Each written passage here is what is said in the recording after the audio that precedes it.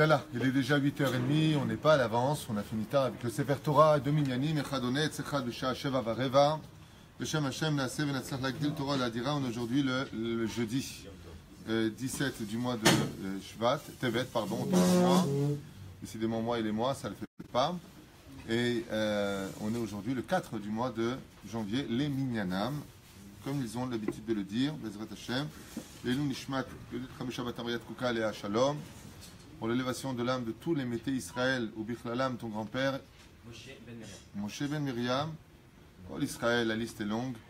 Il y a une grande réfouach shlema pour tous les malades d'Israël, ou Bichlalam. On avait promis de faire une réfouach shlema pour Sarah Haya Bat Rosal. La Kadosh Baruch Hu lui donne une grande réfouach shlema jusqu'à la venue du Melech HaMashiach. Talia Bat Efrat Miriam, El Narefanala. Miriam, je sais, 2 minutes. Fitoussi, à qui on souhaite aussi une grande réfouach shlema, Lechaim Tovim ou Shalom. Miod Bezrat Hashem Chaim. Comment il s'appelle? Notre cher David Chaim Ben Noah. Shem Shru Hayeu. Miod Yeshanu Chaya. Non, juste un instant. Yafa, Johanna, Bat, Shemesh, Morat Miakdosha, Vateora. Kol Choli Israël Bichlalam. Tova Bat Sultana. Miod. Yaakov Ben Shitrit. Faddal. C'est-à-dire, juste un instant. Juste un tout petit instant. On remerciera aussi Guy Azoulay Ayakar, que vous lui donne une grande parnassa. Amen. Et Kol Echad Mikem. On bénit tous nos amis Jacques Serror Ayakar, on bénit Baruch Hashem Jérôme Samigou. Une grande parnassa pour tout le monde. Achim Tovim ou Shalom. Que cette journée soit une bonne journée, même si ce qui paraît doit annoncer une tempête. On verra Bezrat Hashem. Merci aussi à Jérémy Ben Arosh, Hashem Shchol Achim Tovim ou Shalom. Hu Bishto Bechol Asherlo. Shnia Achat. Michael Reana. Toda Rabba pour votre soutien. On a annoncé la fille de chant d'Émilie Chantal. Bevadaï Chaya Bat Miriam. C'est Chaya tout à l'heure, j'avais commencé, j'ai oublié le nom. Que Dieu lui donne une très très grande santé aussi.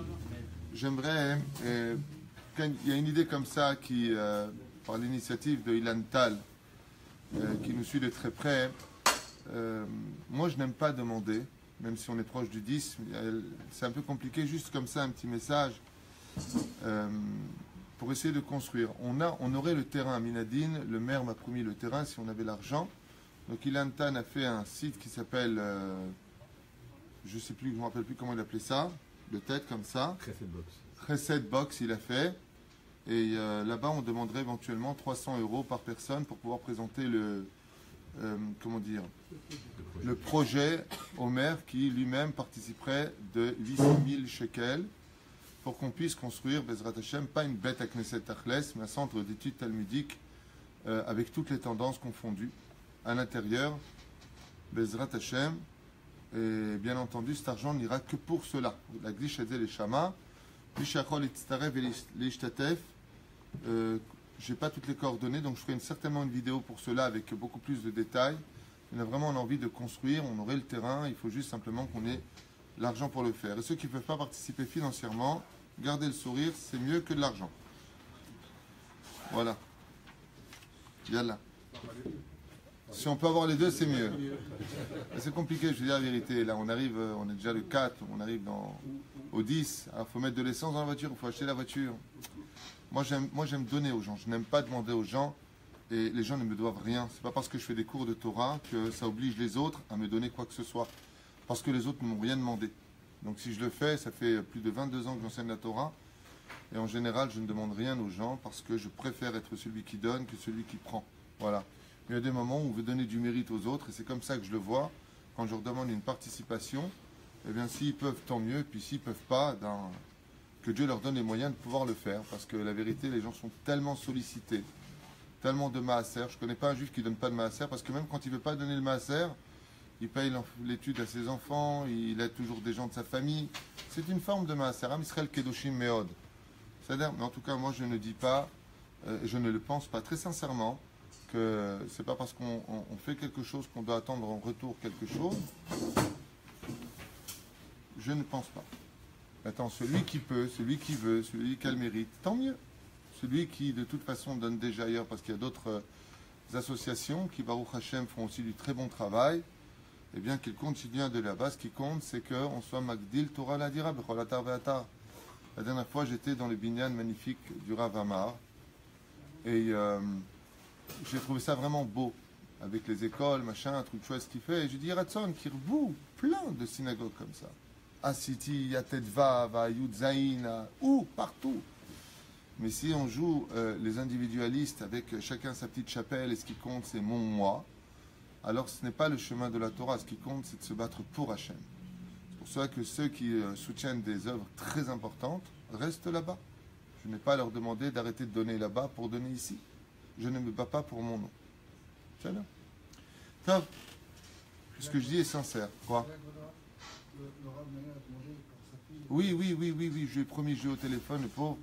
Tu vois, le problème, c'est que ça sort. Alors, le Rav n'est rien pour sa fille, la pauvre. C'est ça, Batsheva Bat Sapir, Hachem Ishmor Haya, qui malheureusement s'est retrouvé avec de l'eau bouillante qui lui a brûlé tout le dos. Hachem Elahim. 3 jours d'hospitalisation. On a vraiment très peu de temps. Donc, on va essayer de parler un peu de la parasha de Shemot. Hier, j'étais absent parce que j'étais un petit peu faible, fatigué. On va dire ça comme ça. Les éouzés. Parashat Shemot metrila bemilim ve'ele Shemot bnei Israël abaim mitzrayim. Donc voici les noms des enfants d'Israël qui descendirent en Égypte. Rabbi Lubavitch explique à propos de cette phrase que ce sont que les noms qui sont descendus en Égypte. Et les noms représentent, contre toute attente, essentiellement les corps et non pas les âmes. Parce que les âmes peuvent changer de nom à chaque Gilgoul. Donc l'âme possède un nom qui n'intervient que dans le corps dans lequel il se trouve. Mais c'est là, dans l'origine du nom de l'âme, chaque âme a déjà un nom posté par Hachem. Et dans sa réincarnation, Dieu lui donne un nom. Asbe et les Shemot, voici les noms, pas les hommes.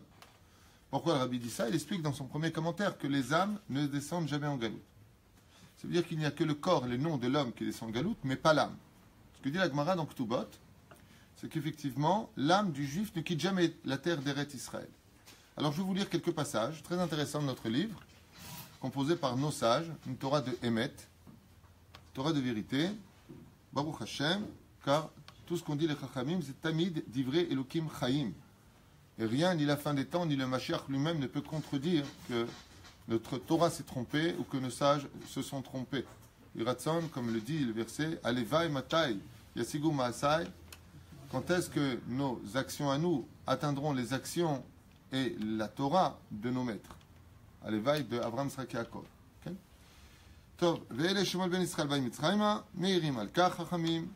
Le sage nous dit sur cela, oh, ils sont arrivés en Égypte. Abaim, c'est le Shon Ové. C'est au présent. On avait parlé de ça l'an dernier, je me rappelle, j'ai fait une parenthèse sur cela, mais on va rajouter.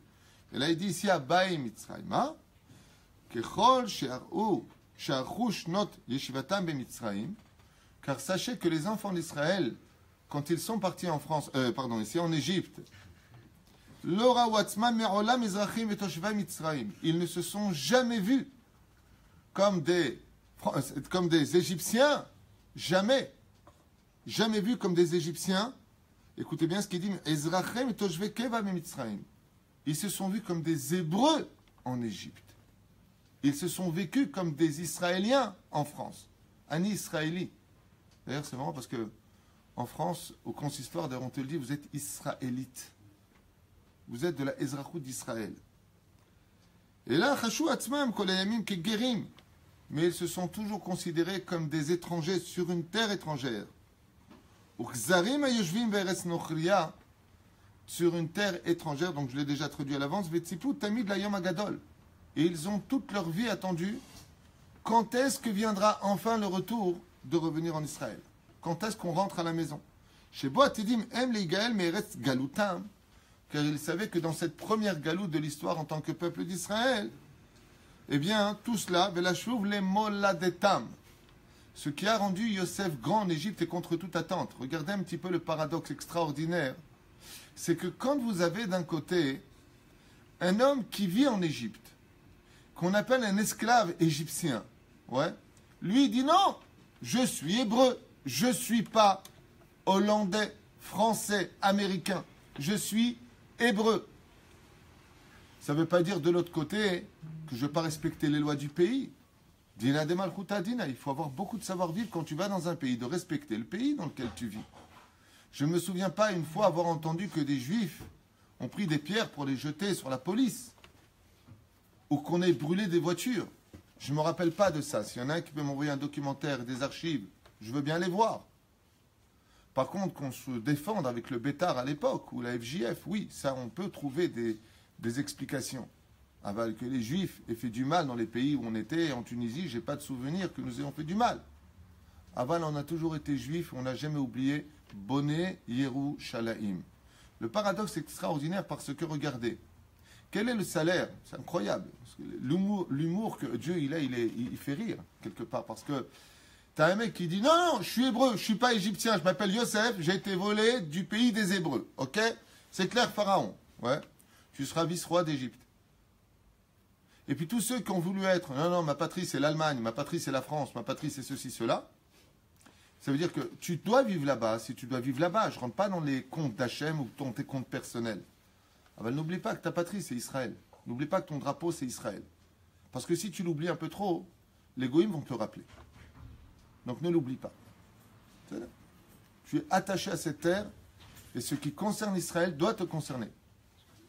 D'ailleurs, Manitou disait à la Shalom, très souvent dans ses cours à l'époque à Jérusalem, Tibané Betikonen, il disait toujours qu'un juif reste attaché à la nation juive tant qu'il n'oublie pas sa patrie. Il dit tout le temps ça. Il dit tant qu'un juif se sont concernés par ce qui se passe en Israël, la guerre des 6 jours, la guerre du Golan, la guerre du Liban, tant qu'ils se sont concernés par les bonheurs et malheureusement des fois les épreuves d'Israël, même s'il est assimilé quelque part, on a encore une chaîne qui le ramènera à revenir à la table d'Hachem. Et je pense que cette phrase est juste, puisque même nos sages ici l'enseignent. Et tout est un grand Talmid Chacham, même s'il avait une Torah un petit peu différente, un peu marginale du monde orthodoxe. C'est un grand Talmid Chacham, il faut le savoir. Et le gal meretz galutam et la chouv le moladatam. Ba italchu avotenu Avraham Srav Yaakov. C'est que notre peuple descendu en Égypte, Abaim Mitzrayma. Tu dis quoi, Abaim? Au présent. Ah, tu viens d'arriver? Non, je repars. Pas Abaou, chez Guiou, qui sont arrivés, ils sont installés là-bas. Ils sont arrivés dans une situation où, d'ailleurs, au niveau psychologique, ce qui s'est passé, c'est que l'histoire de l'esclavage en Égypte, pourquoi est-ce qu'ils ont fait un esclavage? Quand tu t'installes dans un pays, tu veux créer l'Égypte, tu veux créer le sentier, rue du Caire, rue d'Aboukir, tu veux t'installer là-bas. Tu veux commencer à créer quelque chose de grand, acheter ta propre maison en France, ailleurs. Tu te dis non, fais pas ça. Pourquoi est-ce que les Hébreux ont si facilement accepté l'esclavage? Parce qu'ils ont dit, Mazé Méchané, ce qu'on fait en Égypte, de toute façon, on va partir de ce pays. C'est-à-dire que tu acceptes facilement la notion de métro boulot dodo, donne-moi un boulot, juste de quoi me nourrir. J'ai du pain à manger, j'ai du poisson à manger, j'ai de quoi manger. De toute façon, je ne reste pas ici. Mais par contre, si vous regardez bien, dans le livre de Yoshua bin Nun, Yoshua, quand il s'installe, combien de temps va durer leur entrée jusqu'à la fin de tout? 14 ans. Aval Zelou Nachon. 7 ans de guerre et 7 ans d'installation. Ça veut dire que on va prendre en compte que de pouvoir apporter les Bikurim au Beth Amikdash, donc qui va à l'époque s'installer à Shiloh, ouais, jusqu'à la période du roi Salomon, eh bien, les Hébreux vont donner autant de temps au Kivush Eretz Israël, à Kivush, la conquête d'Eretz Israël, que la conquête de faire fructifier les fruits en Eretz Israël. C'est incroyable. Ça fait 14 ans en tout. Ça veut dire que même les 2 tribus ennemies qui ont participé à la guerre de la conquête d'Eretz Israël comprendront que cette guerre ne peut se terminer que quand on créera les Yishuvim en Eretz Israël. Enfin, pour ceux qui ne s'arrêtent pas qu'à la Torah. La Torah ne s'arrête pas à l'école Israël. Il y a aussi, après Yoshua, Shoftim, encore des livres. Il y a 24 livres. Ça s'appelle la Bible, le Tanakh. C'est une entité, le Tanakh. Divisé par 3 dimensions. Donc, שחשוב בני ישראל בשנות שעבוד במצרים, הגבירה בהם את הרצון לשמור על יהדותם הלאומי ועל מסורת אבותיהם, כדברי חז"ל במדרש, comme il dit ici, שוחר טוב, בזכות 4 דברים נגאלו ישראל ממצרים. Et ils ont créé une frontière